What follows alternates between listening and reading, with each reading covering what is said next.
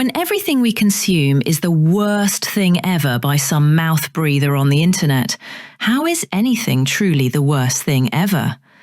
Time for the only podcast to officially create a list of the worst movies ever made. The only one. For real. Worst movies ever. Worst movies ever.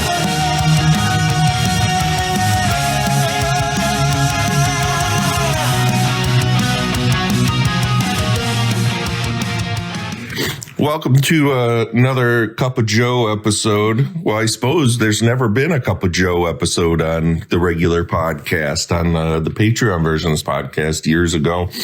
I used to do this all the time where I would wake up in the morning, make some coffee, and then record a podcast, and I would call them the Cup of Joe episodes. Cute. So, welcome, everybody. And as you can hear, Ken's is with me today. Hello. And we watched the Amityville horror remake with Ryan Reynolds. We sure did. Shirtless Ryan Reynolds. Always shirtless. Constantly perma-shirtless Ryan Reynolds. Chiseled Ryan Reynolds. Oh, my God. It's a body. give me a rag. I'm sweating. So this was another one of those episodes where I dug through my collection to watch movies that I haven't seen before, but I have. And I traditionally, and I'll give you a space because while we were watching it, you made a lot of references to having seen this one before, and I had never seen this one before. But during this time, I didn't really watch a lot of these remakes. And there was a lot of them because the company that made this, Platinum Dunes, had made like the Friday the 13th remake that came out around that time, the Nightmare on Elm Street remake that came around that time. I want to say, no, they didn't do The Grudge, but they did like a long string of like major horror remakes, like reboots. And this one in particular, I avoided like the plague. I say that because I am not a fan of the original Amityville horror. I've never seen the original. Well, I wouldn't say that you're missing anything in particular. I suppose a lot of people would probably, negate that that comment or that opinion because it is a beloved horror movie. But I've always thought it was just the chintziest non-horror movie I'd ever seen in my whole life. Because it's a movie about a group of people that show up to a house and then the house tells them to get the fuck out and they don't. Always listen to the demon house. Survival 101. Yeah, exactly. So I always thought it was real stupid. So what about you with Amityville horror, with this movie in particular? I'm pretty sure I rented this movie off of the new release shelf at Family Video when it first came out. And I would have been like 17, I think. And I remember loving it. It scared me. I thought it was fun. However many years ago, 20-ish years ago. Yeah. What is came out in 2000. Was it 2007, 2008 when this came out? Was Let's it? look. I don't even have it written in my notes. Maybe I wasn't that young then. I definitely watched this shortly after it came out. Yeah. And what were your thoughts about it? I thought it was scary. I was excited when you said, hey, this is what we're watching. I was excited. I was pumped. I'm like, yeah, let's do this. I haven't seen it since. And I didn't have a bad time watching it. Well, before we get to our opinions on this movie, let's get to the plot of the remake of Amityville Horror, the chiseled abs version. Do you think he chopped wood as part of his workout routine in preparation for the movie? It was part of his contract, obviously. I think he had to chop it outside of the filming. Yeah, you want me in this movie. Have me have an activity where I flex my abs. Constantly, and be sweaty while flexing my abs. You think that's... Yeah, I think that's... Okay, all right, we're going to go with it. All right, so the plot of the Amityville Horror remake, chiseled edition. A family gets a deal on a haunted murder house, and guess what? Bad things happen. The house is very haunted. So here's the verdict of this. Do you want to give your verdict first? Of whether it's the worst movie ever? Yeah. No, not a chance. Yeah. No. What were your general thoughts about it? I mean, it even from like one of the very first scenes, I think I said, this feels very much like an early 2000s horror movie. Mm-hmm. Like when we had revisited some of the other ones, I'm like, oh, this fits right in. Mm-hmm. It has all of the same, I don't know. I guess I'll call it charm. Charm. So did you enjoy it? I did not enjoy it as much as I did the first time I saw it. I was a little embarrassed at how excited I was to watch it. And then we rewatched it. But overall, yeah, I think I enjoyed it. We only checked or tried to check twice maybe for how much movie was left. Yeah, it's only It's only an hour and a half. And this is one of the goods. We haven't got to the goods yet, but it's only an hour and 22 minutes long. Oh, yeah. All the minutes of credits. Yeah. There's like 7 minutes of credits. Ridiculous. But this is my verdict. This movie, this is a movie that so desperately wants to be scary and is actually goofy as fuck. It's got a bad script, obnoxious sound design, and completely over the top, like gore visuals compared to the original movie. I didn't like it. I thought it was garbage.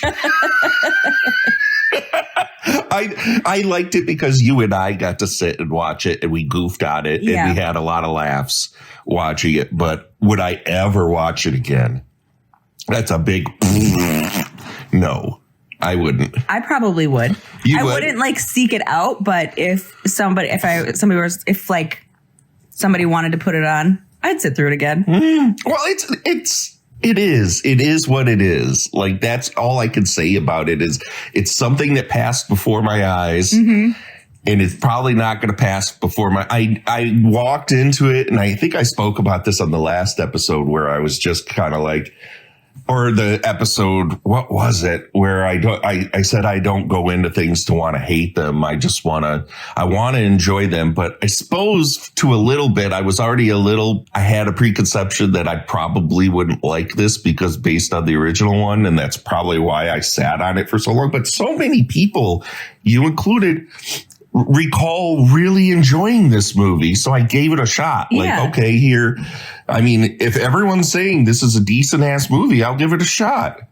Big thumbs down. This movie fucking sucked. Let's get to the goods. What is good? Do you have any goods?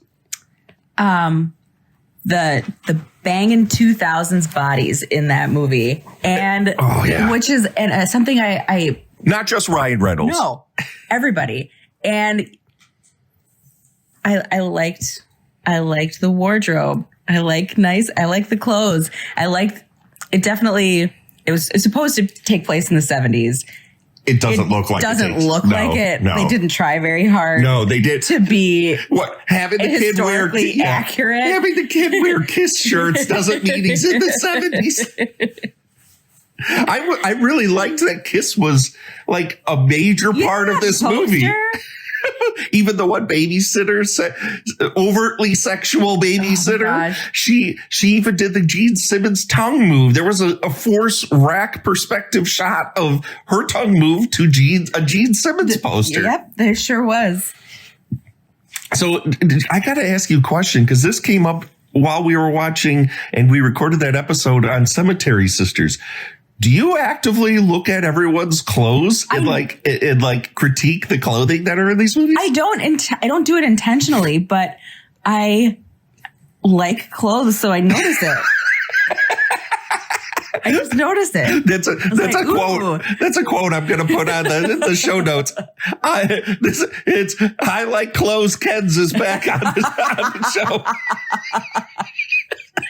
Like, ooh, if I spotted that at a thrift store, they'd be coming home with me. Yeah, everything. Let's be honest. Anything she would have put on would have looked good. She was beautiful. That's true. Yeah. Everybody in this movie was beautiful. So beautiful. But that was, again, one of those things with like the company that made this. I remember the Friday the 13th movie, the Nightmare on Elm Street movie. Nothing but gorgeous people in these movies. Nothing. But okay, what else? To me, it was just fine. Nothing really stuck out at you? No, the clothes and the bodies stuck out at me. Okay. I thought the movie was really snappy. Oh, That's sure. what I liked about it, was that unlike the original movie, which was very slowly paced and just atmospheric for the most part, this movie didn't fuck around. It just got to it. Almost to the detriment, because the edit is really kind of like blippy. There's a lot of like early 2000s people wagging their heads all over, and it blurs and in shots that last for literally frames and shit like that. But I appreciated that it got to the fucking point. It did. I liked the jump scares too. You did? Are you a jump scare fan? Sometimes, yeah. Oh, I did not know this about you.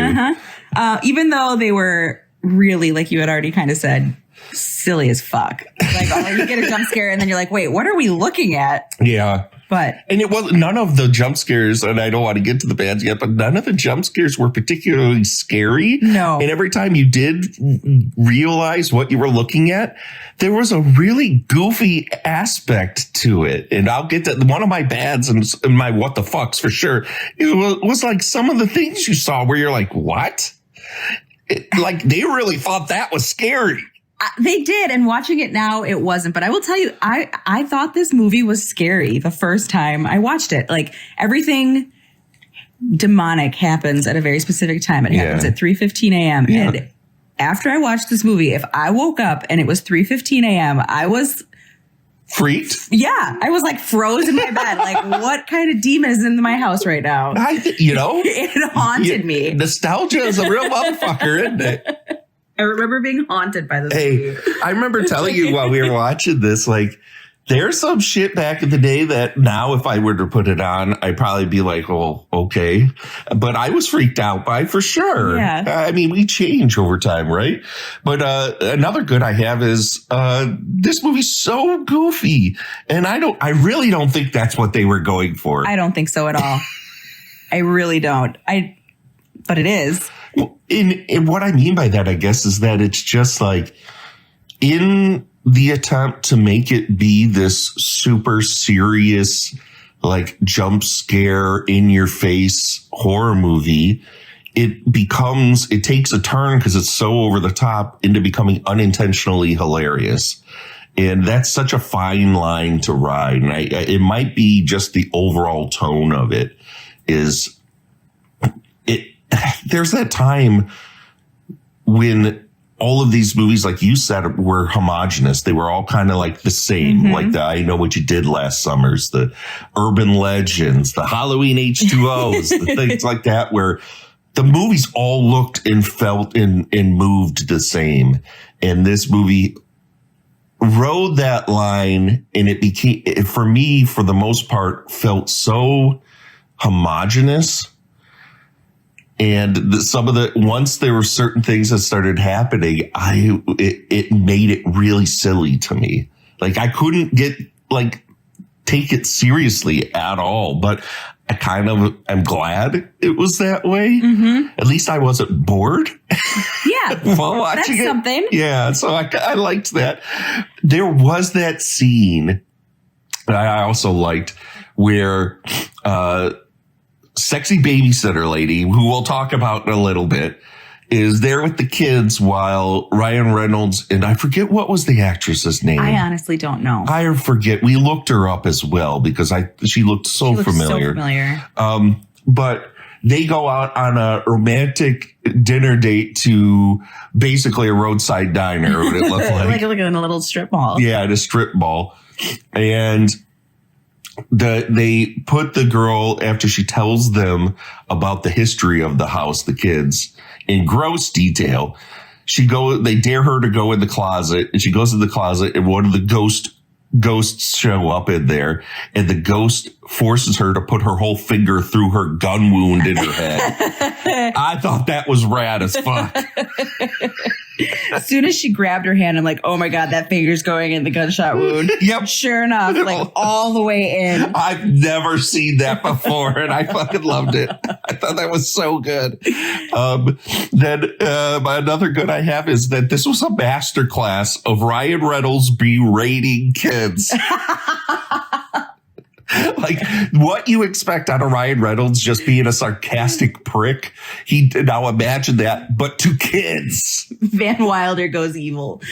Like evil Van Wilder, where he's like, wipe that sleepy look off your face and go to bed.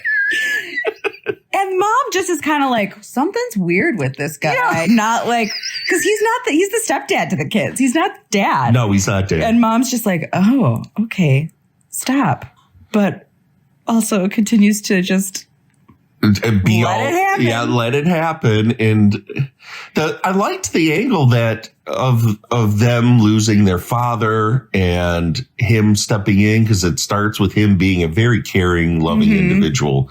And he just, the moment he steps into that house, becomes the most evil motherfucker on earth for the rest of the fucking movie. There's not a big incubation period. No, there really isn't.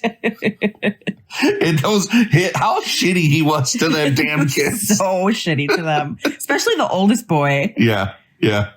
Oh man, that scene where he forces the oldest boy to hold the fucking logs while he's cutting the logs. Jesus fucking Christ. Being the father of a young child, it just made the fucking cockles stand up. I was just like, no, don't do that. You can't do that. You can't treat kids that way. Nope.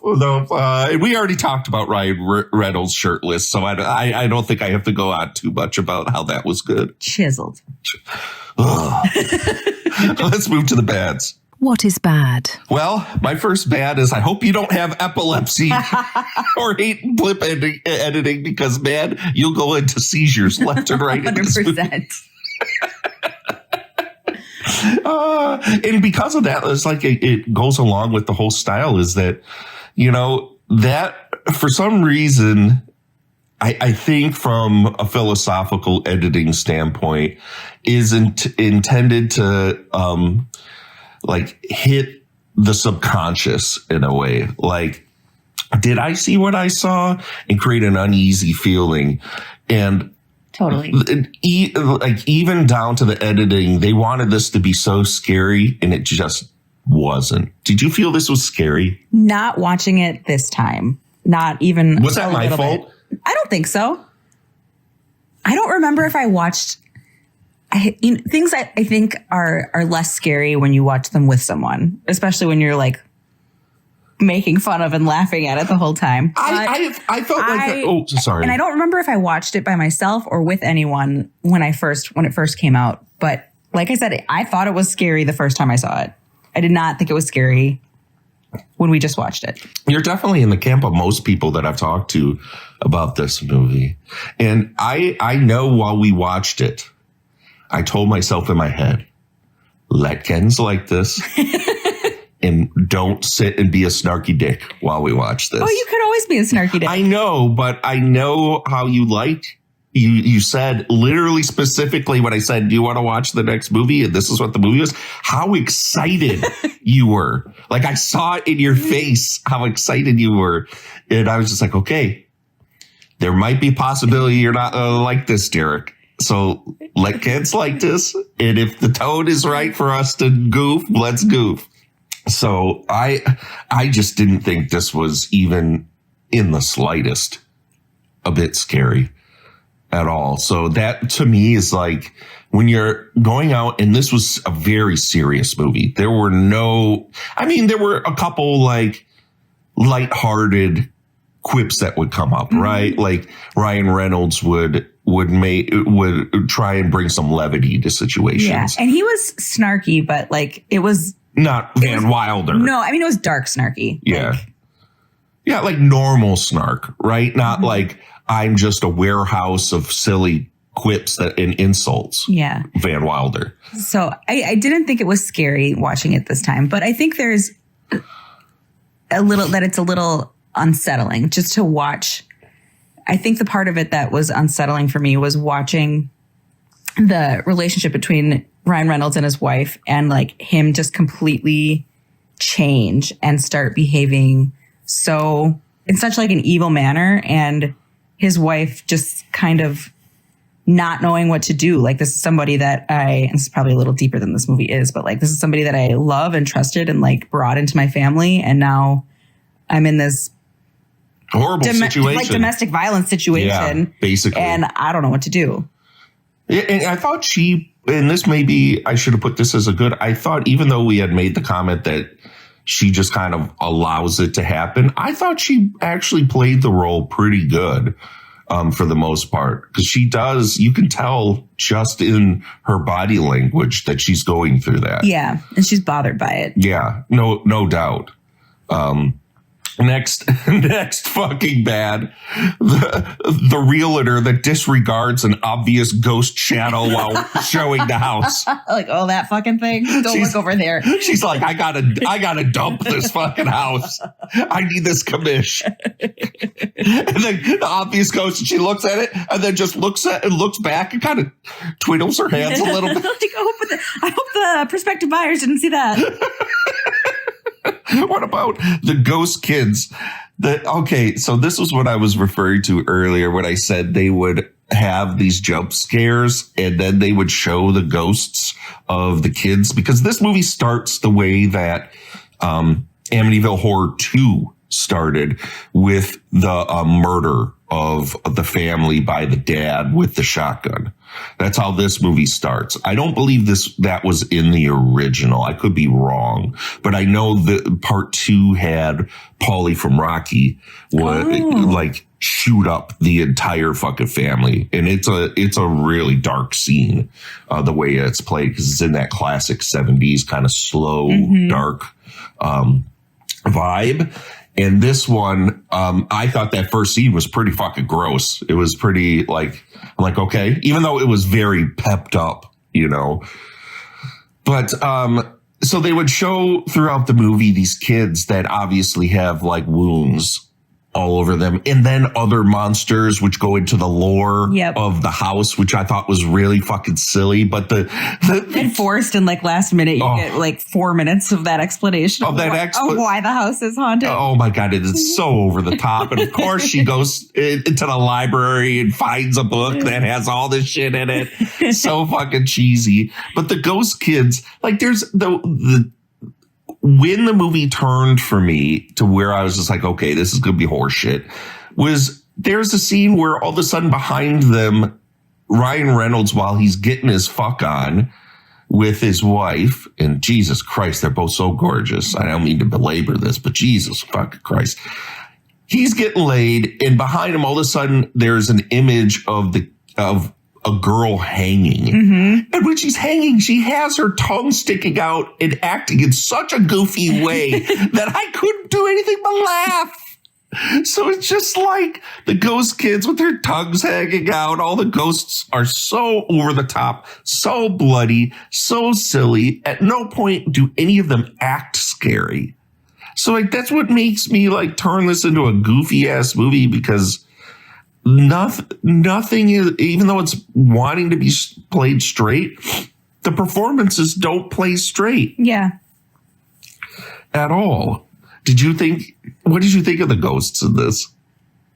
They scared the hell out of me the first time I watched it, for sure. They were less, like everything with this movie, it was less scary watching it this time. They were there. They did things. They did. And I almost think they weren't necessary, because that's the difference between this and the original, is the original didn't have a bunch of silly ass ghosts to create fear. It used a lot of parlor tricks, things moving, like Paranormal Activity, where things would, like doors would close and sounds would create the atmosphere. And it was more in the performances, like the turning of the dad and stuff like that. That might have been more effective, because I think eventually you get kind of, even though they're not that scary, you do get desensitized to them. Like, oh, this little girl again? Okay. Oh, absolutely. Well, especially when the little girl becomes a character, because Chloe Moretz, who's very young in this movie, has an invisible friend relationship with one of the ghosts. So the ghost becomes like a very explicit character who has dialogue in this movie. So how can you, like, at that point then be scared of them? Right. Right. Which goes along with, like, this movie in design is nothing but spoopy sounds and loud crash sounds What was the other movie that we watched recently where it was just like it wanted you to remind you it was a horror movie through its sound design almost constantly? I know there was one we watched where it's just boom, like all the fucking time. It was just obnoxious. Like everything about the craft of this, like how it was put together and the tone of this was so obnoxious to me. And those kind of movies for the most part don't do it. For me, like I like a much more, even in the movies like say Texas Chainsaw Massacre, which is very obnoxious by design, but it builds in a way that the chaos then takes over the movie. Sure. And it's an energy where this was just like constantly needing to remind you. I didn't feel like there was a tone to this movie other than just a lot of, like it wanted to, instead of creep you out, be like a ride. And I think that's the big difference. My other bads were like, I think we already covered them. Yeah, nothing feels like the 70s, no matter how many Walmart rock shirts they have the kid wear. There's one phone. I didn't point it out when we were watching it, but there was one phone that they rang and they answered. And I'm looking at it and I'm like, I don't think that phone existed in the 70s. Like, it would have been a pretty easy thing, prop-wise, to make period accurate. But they got the cars. Mm-hmm. And that was a thing. But because of the photography and the color grade of the movie, it didn't feel like the 70s. And I think if they would have went with more muted tones, like in the contrast of the film, which I don't want to assume everyone knows what I mean when I talk about that. It's the relationship between the lights and the darks. Mm-hmm. Because this came out at a time where movies gravitated away from a more muted tone of not like the Technicolor, but like the 70s, things became a little more muted in the contrast ratio with the films, where in like the 50s, like the Technicolor of like Singing in the Rain and White Christmas and stuff like this, where colors popped and were super vibrant. Things in the 70s became more muted.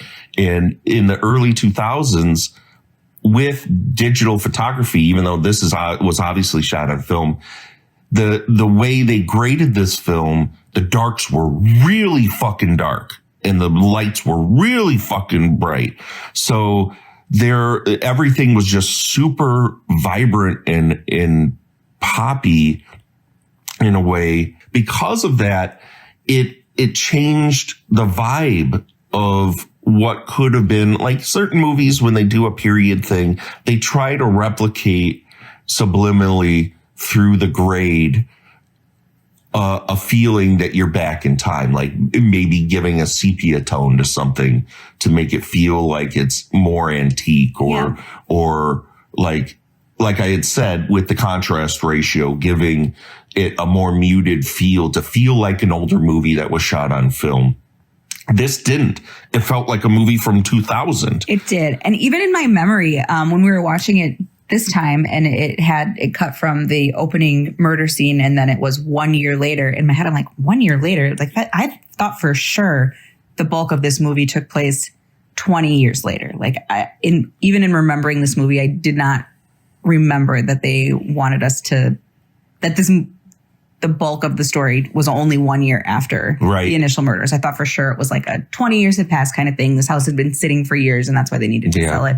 So I was surprised that it was supposed to feel like the 70s. Yeah, it just didn't. It didn't. And that's a huge bad. And I think maybe some of my perception as to like getting into and immersing into this movie was because of that I couldn't believe it was a period piece because of the look of the movie. Mm-hmm. And that kind of sucked. And my last was the obvious explanation of the horror house with the prison underneath and the guy that tortured the people that were there and the weird Native American references and all. It was just fucking so unneeded. It was so forced. Like, we've got to explain this in some way. Okay, we got 4 minutes to explain it.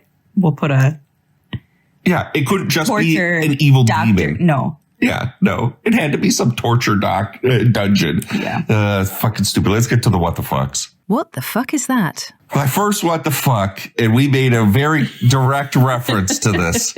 Ryan Reynolds serves the most non-cooked eggs you ever saw in your life. So wet. It was like they show the shot. Huge pan of eggs. They weren't cooked. And then he just slops them on everybody's plate. Ugh. What the fuck was that? And the kid holding the log while Ryan Reynolds chops the wood. And just making him do all of the log labor, of which there was a lot. Like, he chopped so much wood in that movie. That time they came back in the truck full of logs, like full of logs. And Ryan Reynolds just walks away. It was like, okay, kid, you got to unload this truck full of logs. And then chop it all. And then the rest of the family's eating dinner. And they never showed once. Not one fireplace, not one fire. Wait, no, the furnace. He was stoking the furnace for the house. Right. Okay. That's right. He was like, I don't know if that he was a carpenter, but he was a builder. He was. He did construction. Yeah, he worked with his hands for sure. Yeah. So that's what the implication was. He was building not only in the basement because it was a stone basement and kind of renovating the house a little bit, but I believe he was a contract woodworker. I think that's what they never explicitly stated, but through what we kind of got from other information, I think that you're right about that. How about the cutesy, stupid, inverted cross doorknobs? So fucking stupid. You know shit's evil then. Yeah, exactly. And then the biggest what the fuck in this movie, and we've been laboring this to this point, the sexy babysitter that shows up. Where did they find her? Where did the parents find her? Like, this broad shows up and looks straight up, and I hate to say this, like a street worker. I mean, low rise jeans. Like, the top was almost non-existent, and she's just overtly sexual with these kids she's supposed to be babysitting. Yeah, who shows up to babysit looking like that and acting that way? It was so like there's at one point where they cut away from the scenes in the diner or wherever, the Italian restaurant where they're at. And it's a pretty, like, I wouldn't say heartfelt, but like it was supposed to bring drama and gravitas to the two lead characters and make it a little more like personal, right? Mm-hmm. And then they go to this fucking babysitter token up in the fucking bathroom with a halter top and lip gloss and all this fucking bullshit. And she spends all her time with the 12-year-old boy who's the oldest of the three kids. There's like, how old would you say the other two kids are? Like 7, 9? Oh, well, yeah. No, the one kid, the boy is probably 7 and the girl's probably 5. Okay. So the 7 and 5-year-old are just like off doing their own things while the babysitter's laying on the 12-year-old's bed. Coming onto him hard. Room. Like, you are the worst babysitter. Talking about like kissing and stuff like that. What the fuck was that about? I don't know. That's all I got for this movie. Like, I did not like this movie. I thought it was so stupid. Like, at no point did I feel like this was a horror movie at all. It felt goofy as fuck. And it felt like the kind of horror movie that like corporate people think people want from horror movies. Like, this is like, we got to check some boxes. We need spoopy sounds. We need jump scares, ridiculous over the top religion. And what we're just going to. And we need hot bodies.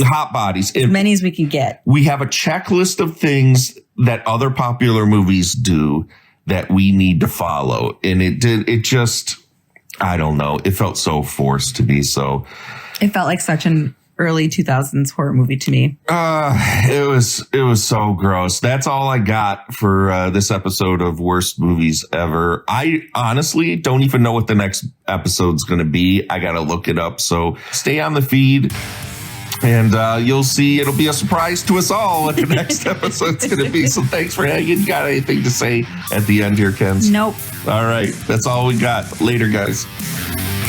Worst Movies Ever podcast is executive produced by Vaughan Koolmeyer and Shannon Smith. For more Worst Movies Ever, and to make the Doctor watch your worst movies ever, subscribe to the Worst Movies Ever Patreon at patreon.com/Worst Movies Ever. There you will get a monthly exclusive WME podcast plucked from the user-generated film list, randomized episode to episode. Until next time, celebrate trash at all costs. Toodles.